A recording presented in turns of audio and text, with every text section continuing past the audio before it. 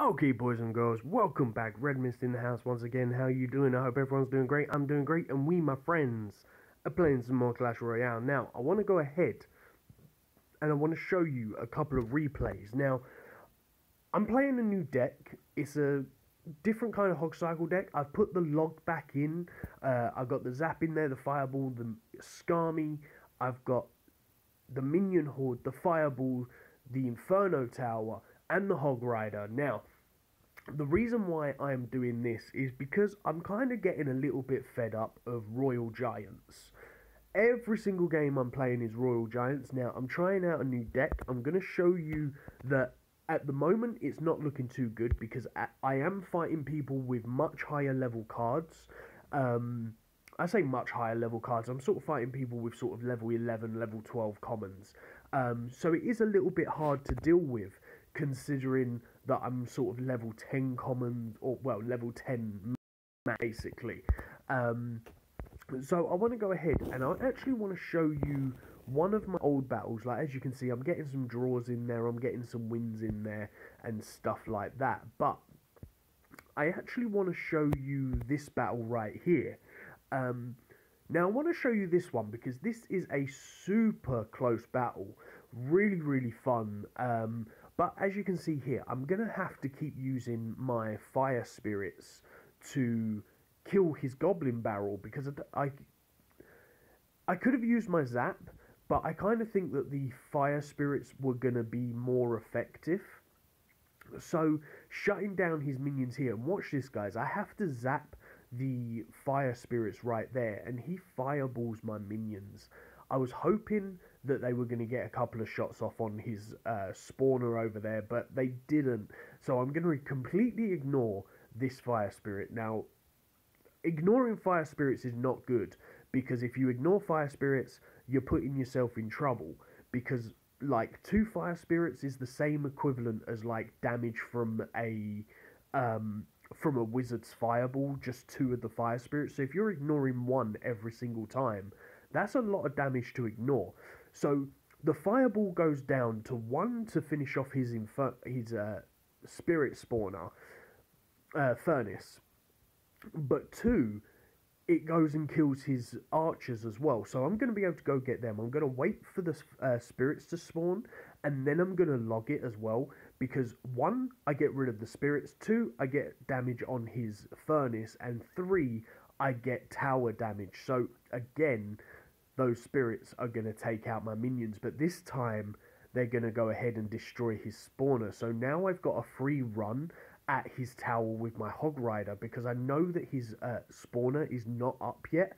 He's going to have to play something in order to get that available. So unfortunately, because I didn't really have anything of a good push, he is going to get that back up. But with the zap spell, my hog rider is going to take that bad boy out super quick. So now I know that I'm in a good rotation for this guy. I'm going to send in my log to take care of that. He sends a fireball which misses 3 of my minions, which is a huge problem for him, because now I'm going to send in my fire spirits and my hog rider on his tower. But first I'm going to defend with my fire spirits over here. I'm going to use my skeletons.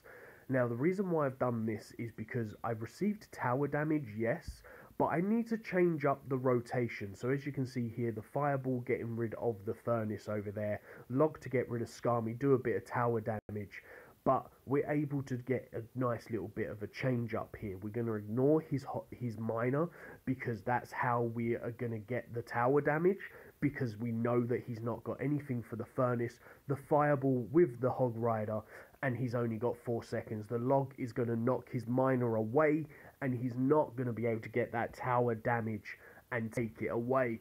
And that is the victory right there. So we've got a couple of like randomnesses. As you can see, there's some draws in there, there's some losses in there, there's a lot of stuff going on, guys. But I want to go ahead and I want to show you one more, which is actually in the last deck. So again, it's against an a furnace miner deck. So it's kind of like a case of I'm finding a lot of royal giants, but I'm also finding a lot of minor furnace decks. So archers unfortunately went on the wrong side, so I'm gonna have to counter with my princess. He's gonna counter with his musketeer, which means that's perfect value for my fireball because I'm gonna get tower damage, I'm gonna get furnace damage, and I'm gonna get musketeer damage. Princess is gonna get 2 shots on his tower. Now I'm gonna have to deal with the the Mega Minion. Unfortunately, I played a predictive miner. Sorry, Mega Minion, and his miner went in front of his tower. I'm so used to people dropping him on the left-hand side or the right-hand side. I played it to the left, assuming he was going to do that, and he didn't. So unfortunately, that didn't really go too well. So I'm going to have to counter these fire spirits because, like I've said, 2 fire spirits is the same as a wizard's fireball.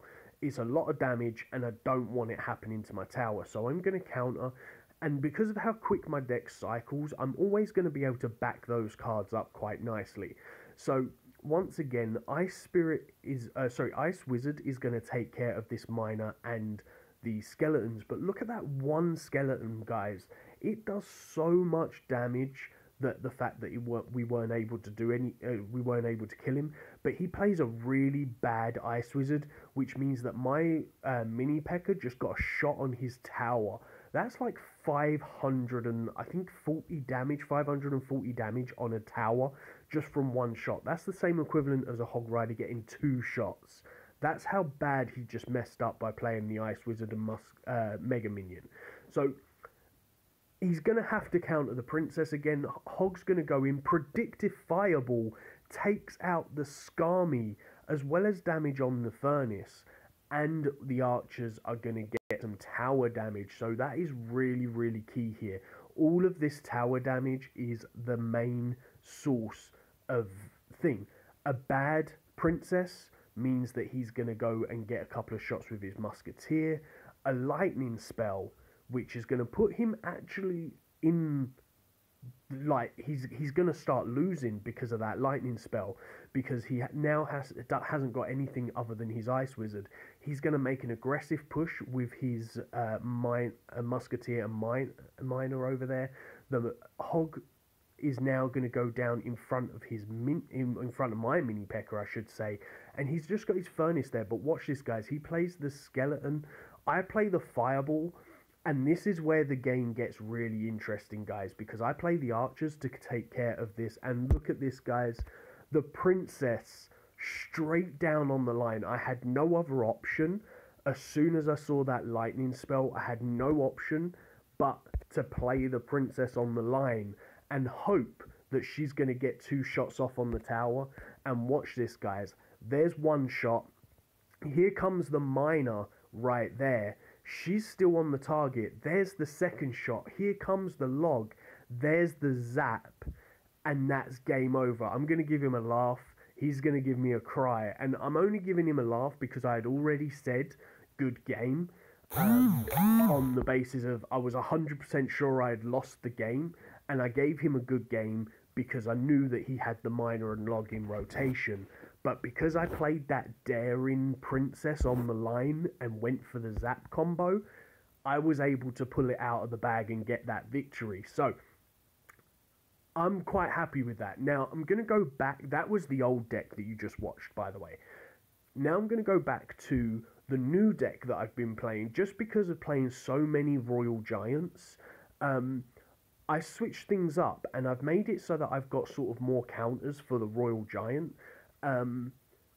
So it's a little bit, I guess, more fun. So because that Royal Giant, look at that, guys. The Royal Giant stopped my Hog Rider from getting through. So with the Fireball, my Hog's going to get a couple of shots off on the tower over there. I'm going to play the Skeletons right here, which is going to shut down his Royal Giant. Even though we've taken a ton of damage, we've been able to stop his Royal Giant, which is really, really good. Now, I'm going to have to play quite slowly here because, again, I know that he's going to be very close to having his cannon as well as his Royal Giant, so he can defend my Hog. But he goes ahead and plays 3 Musketeers. So I'm kind of like, okay, well, I'm kind of glad that I've got 3 spells in my deck now. I'm gonna zap, I'm gonna log, and I know that he's only really got spells in his hand, but this is where things are key. I'm gonna put my minions one side, my skeletons the other side, and he's gonna have to reveal that he's got 2 spells.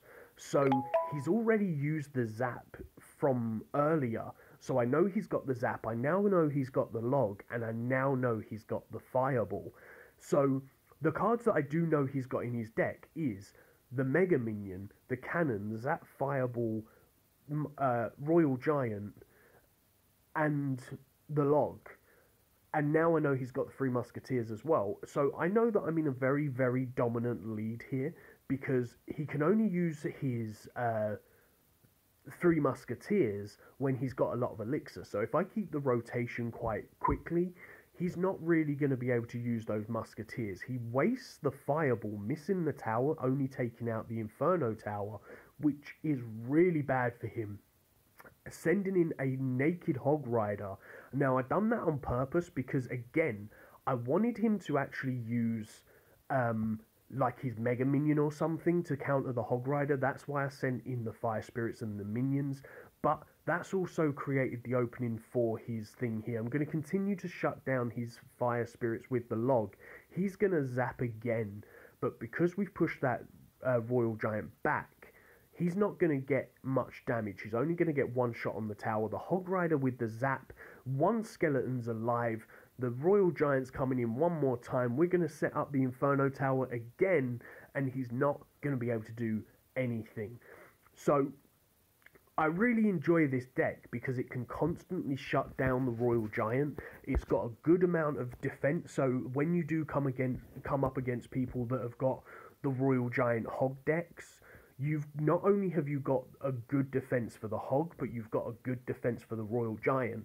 And if you use your Inferno Tower for one of them, you've got the Minions or the Skami for the second one. So again, we haven't got a very good hand, so Fire Spirit's on the line just to do some tower damage, because if somebody don't counter them, that's a lot of damage. So Minions with the Zap is going to shut down that Ice Spirit, the Skami, the Ice Wizard, and the Princess, and we're going to go forward and get a ton of tower damage. Now that is pretty damn clutch for me.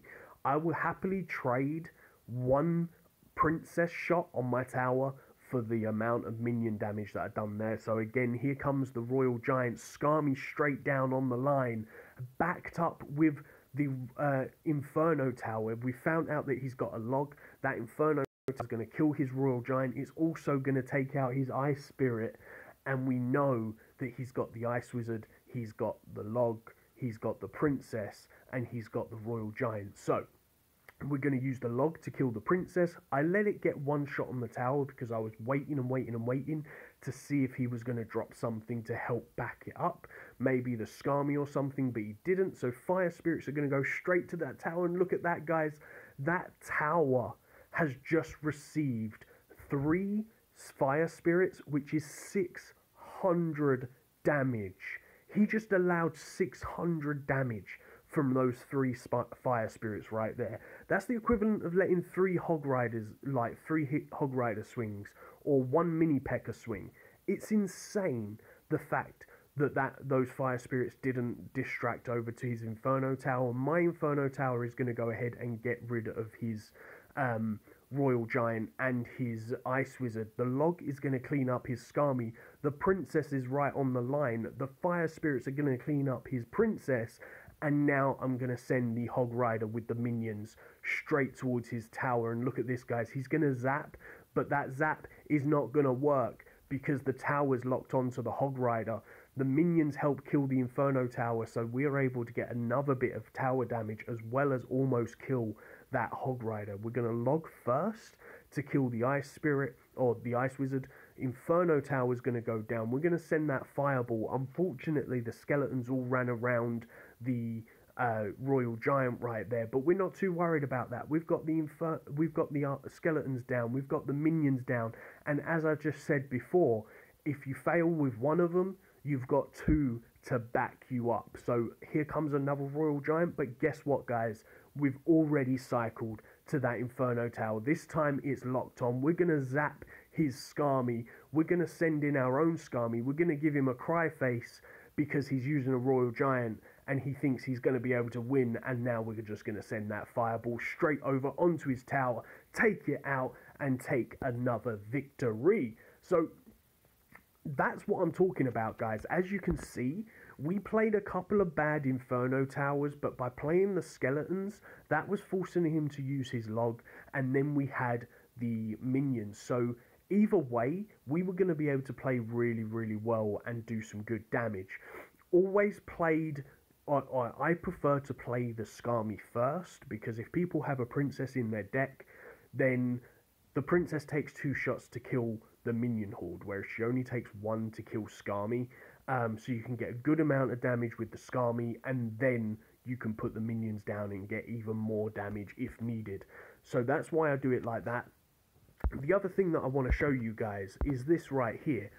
With the new update, guys, I really like the fact that you can just quickly tap through these cards, and now it shows you it down the bottom. That is so cool to me. Really like the fact that you can see it. So if you actually happen to click through the card too fast and you get a legendary, but you want to screenshot it, but you've clicked it too fast, now you can screenshot it down the bottom. So that is really cool. And I'm pretty sure that you can actually check out the updates and stuff in all of this, in the battle log and all that stuff. There is the new tournament that's coming up, so I will be probably playing that later on today and show you guys that tomorrow possibly. But for now, this video has been super long, but I really hope that you've enjoyed it. Please hit that like. If you're new to the channel, hit that subscribe, and I shall see you in the next one. Peace on the streets.